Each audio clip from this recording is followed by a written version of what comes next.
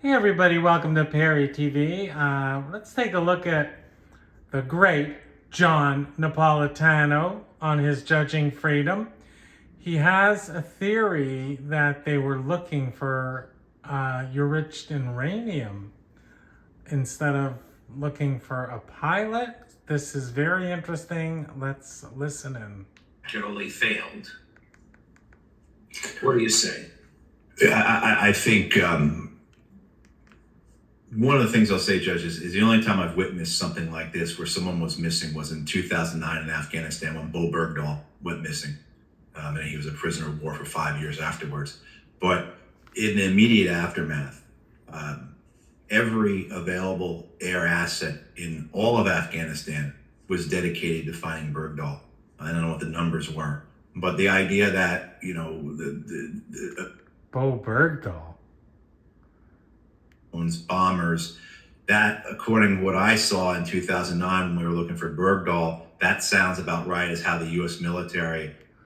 I think there was mixed feelings about Bo Bergdahl, but I could be wrong.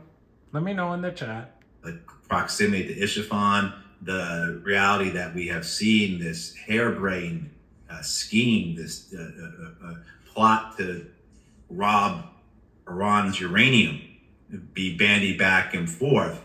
That lends a lot of credence to that. As Scott and Larry were saying, the F-15 was taking part in operations to help prepare for that raid. And then that aircraft got shot down. They had to rescue the pilots. And so the rescue was then done in conjunction with the raid.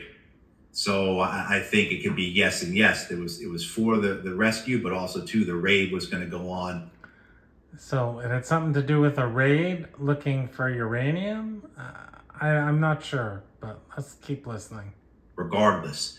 But, we'll see. I mean, the idea that they, I guess the idea that the pilot was, or the weapons system officer, as he called it, the WISO, was so far inland that it was out of reach of the normal rescue aircraft, the rescue helicopters. That's why they had to fly in those MH6 little bird helicopters, as they're called. So they're very small helicopters that can fit into the C-130s, and that those were going to be used to rescue him. I mean, that all is plausible, I guess.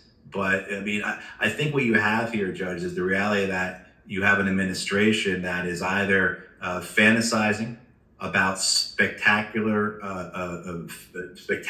events to justify the end of the war. Yay, we stole the uranium, the war's over. Or possibly maybe it's going to be, yay, we've occupied Karg Island, the war's over, and then that justifies an end to the war. Or it's this idea that the way out of this war is by deepening the war. The way out of this war.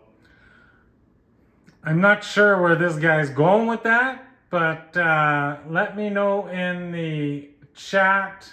It's Captain Matt Hoh, and what he thinks is really happening behind the scenes.